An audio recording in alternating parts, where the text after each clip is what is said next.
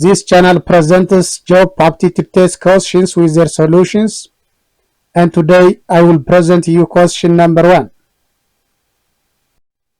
The question says that find the smallest number to be added to 1000 so that 45 divides the sum exactly. A 20, B 25, C 30, D 35. First read the question carefully and try to understand it very well. Then answer the question by your own. I hope you get the answer for this question. Now let me show you the steps to find the correct answer for this question. First, on dividing 1000 by 45, we get 10 as a reminder. Divide 1000 by 45. The remainder is 10. Therefore, number to be added is equal to 45 minus 10, which is equal to 35. So the correct answer for this question is choice D. What you have to do is that first divide 1000 by 45, divide it. I hope you get 10 as a reminder.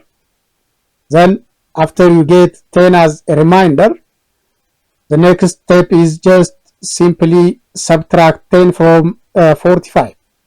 That means 45 minus 10. Then you get 35.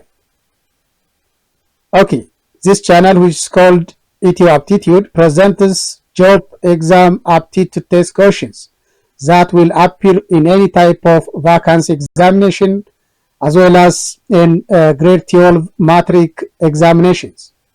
So be a member of this channel and you can get various types of aptitude test questions that will help you in your future career. በዚህ ቻናል ማለትም ኢትዮ አፕቲቲዩድ በሚለው ቻናል ላይ ወደፊት የተለያዩ የአፕቲቲዩድ ቴስት ጥያቄዎች ይቀርቡላችኋል። በመሰረቱ የአፕቲቲዩድ ቴስት ጥያቄዎች በብዛት ለስራ ውድድር ፈተና በባንክ ቤት እና ሌሎች ኢንሹራንስ እንደዚሁም ሌሎች ፋይናንሻል ተቋማት ላይ ለስራ ውድድር ፈተና ላይ የሚመጡ ጥያቄዎች ናቸው።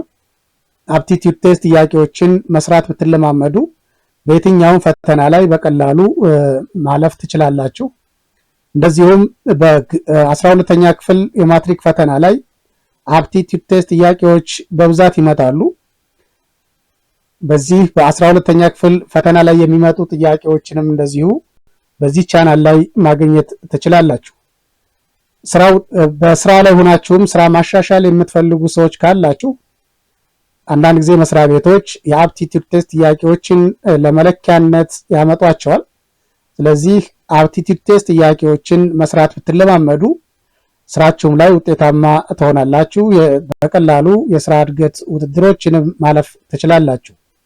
በመሆኑም የዚህ ቻናል ቤተሰብ በመሆን ራሳችሁን እንድታሻሽሉ የተማራችሁ ራሳችሁን እንድታሻሽሉ መጋበዝ እወዳለሁ።